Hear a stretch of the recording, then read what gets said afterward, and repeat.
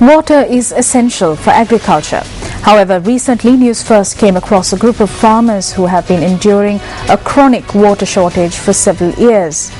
News First provincial correspondent Dhammika Disanayaka filed this report. Agriculture is the main source of a livelihood for the people of Namini Oya in Vilgamua. These farmers rely on water from the Ratkaral River for their cultivations. However, the farmers of Namini Oya charge that the water distributed by the reservoir is insufficient for the over 50 acres of paddy fields on which they cultivate. This is a fate that has befallen paddy fields that were sown for the current harvest season. At present, the junction is blocked and water is not coming through. There's a leak in the reservoir. The farmers made several attempts to repair it, but the farmers do not have the ability to do this. Farmers are facing severe hardships. Paddy fields have wilted. There isn't even a drop of water. Farmers point out that they are faced with this situation as the Ratkaral River has not been renovated for several years. They have gotten sick of informing the authorities and the relevant officials about this. During elections they come here every day, but it is useless because they do not do what we want them to do. There is an election around the corner. Several ministers and MPs have already come to the village, but we are yet to see results. A number of farmers in Namini Oya Vilgamua are facing severe hardships as a result of this chronic water shortage. We ask that the authorities increase the depth of the reservoir and renovate it to enable us to cultivate for 2 years. In truth, if the depth of the reservoir is increased, we can earn a good income through these paddy fields. If they remove the silt, then they can feed us. If not in this harvest season, at least in the next. The wildlife field officer who allegedly shot at a group of persons engaged in timber smuggling in the Hurulu Reserve in Galen Bindunu River has been remanded until the 22nd of this month. The wildlife field officer was produced before the Anuradhapura Chief Magistrate and Additional District Judge Randika Marapana today. The magistrate also ordered that the suspect be produced before the Kahadagas Digilia Circuit Courts on the 22nd of this month. The suspect wildlife field officer was arrested after he turned himself over to the Galen Bindunu River police this morning. One person was injured when the wildlife field officer had allegedly shot at a group of persons who had reportedly entered the Hurulu Reserve to chop wood. The police say that the person who was injured in the shooting that took place last evening has been admitted to the Anuradhapura Teaching Hospital. News First U reporter Jayanta Dharmapriya from Hangamu Ratnapura filed this report on a drowning that occurred in the area. An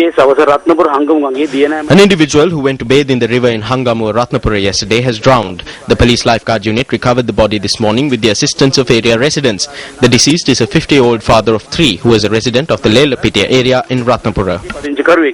News First U reporter Jayanta Dharmapriya, Ratnapura, Hangamu. Welcome back. Up next is Biz First. With the increase in the incentives given for the replanting of tea, the number of those interested in the trade has also correspondingly risen. The Small Tea Holdings Development Authority stated that this facility is being provided by them at district level. 3,000 applications have already been received by those interested in replanting tea from the Mathura district alone.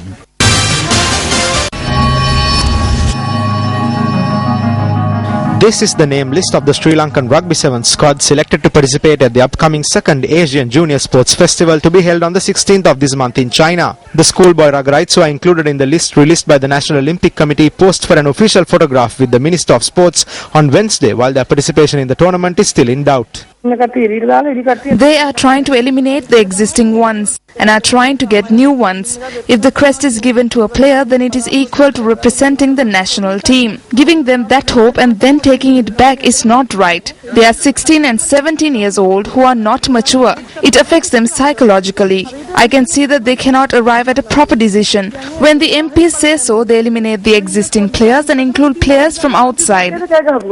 Chairman of the National Rugby Selection Committee Niranjana Bewardena said that 2 new players were added to the squad. Minister of Sports Mahindananda Alutgamage said that his approval was given to those players. When Sports First inquired, coach of the Youth Rugby 7's team Imti Marika said that the team for the Asian Junior Sports Festival will be selected tomorrow through a selection match. Though he said that this was done with the aim of selecting the best team possible for the tournament, Vice President of the Sri Lanka Rugby Football Union, Lasitha Gunaratna, said that he is not aware of such a match. When players are selected to represent national teams, activities take place according to certain individuals' whims and fancies. The talented ones do not get what they deserved. Some say that I am trying to take a team that I want. The reality of the selection process is disappointing. The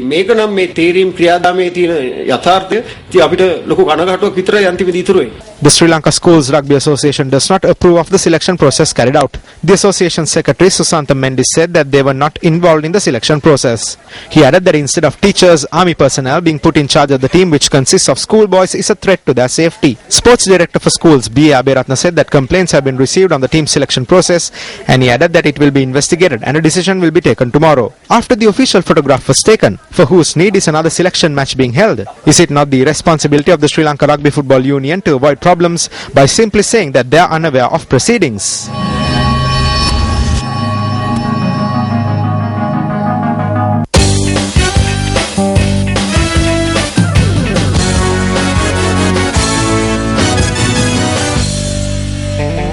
Well, earlier on in the news, we informed you that discussions were held today with the participation of several factions regarding the unrest that broke out in Grand Pass yesterday. Now, following these discussions held at the Ministry of Buddha Sasana and Religious Affairs, political representatives informed residents of Grand Pass and religious leaders of the decisions they had arrived at.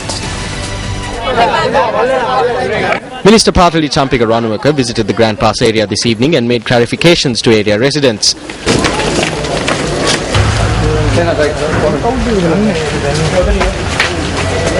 Meanwhile, Deputy Minister Faiza Mustafa visited the Sri Jayatilaka Rama Vihara in Grand Pass and held discussions with the chief incumbent.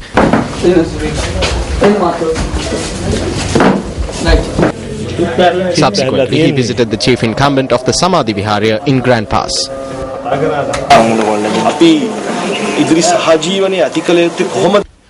We spoke to the chief incumbent regarding how we should work for coexistence in the future. As we did in the past, we wish to live in harmony in the future. We do not want fear, doubt, suspicion and religious divisions to be instilled in the people. I believe that the people in this area will work towards President Mahinda Rajapaksa's ideal of a Sri Lankan identity.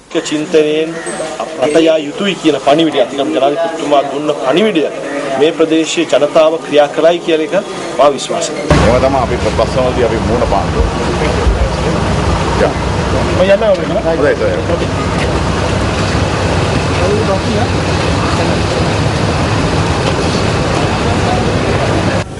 අපි කාටත් මේ සැනසීමේ සුසුමක් හෙලන්න පුළුවන්. We can all let out a sigh of relief. I have been informed that we have been able to resolve this problem through discussions as of this evening. The government took steps to resolve this through discussions, and we see the resolution of this problem through discussions as a path towards ending this problem and this unrest. The environment yesterday was not conducive for me to come here and speak here. It is a relief for the mind that the environment has changed and we are able to come to this location and speak here today. කතා කරන්න පුළුවන් තත්ත්වයක් තිබුණේ නැහැ. අද මෙතෙන්ට ආවිල්ලා මේ විදියට අපිට කතා කරන්න පුළුවන් වුණු තැනකට මේ ප්‍රශ්නේ පැමිණීම අපි කාටත් හිතට නිවනක්. Well, that wraps up Prime Time Weekend News. I'm Sonali Wanigababike, wishing you a good night. Hotline 0114-896-896. www.newsfirst.lk. Feedback at newsfirst.lk.